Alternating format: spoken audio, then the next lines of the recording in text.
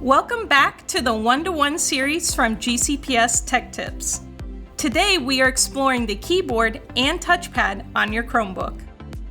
Do you notice something unique about the keys on your keyboard? The keyboard on a Chromebook looks a little bit different than other computers.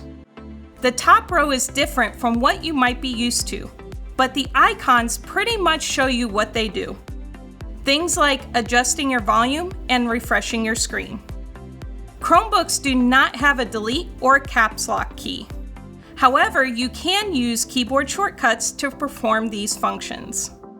Keyboard shortcuts are a combination of keys to make something happen. You have probably heard of keyboard shortcuts such as Control-C for copy or Control-V for paste. Do you know the keyboard shortcut to lock your screen? It is the Everything button and L.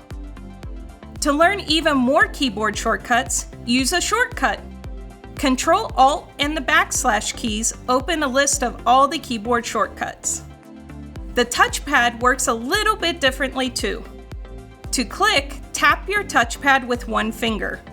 For things you are used to doing with a right click, use two fingers. Tap your touchpad with two fingers like a snake bite. You also scroll using two fingers. Place your fingers on the touchpad and move them up and down or side to side. Your keyboard and touchpad help you quickly and efficiently navigate your Chromebook. See you next time on GCPS Tech Tips.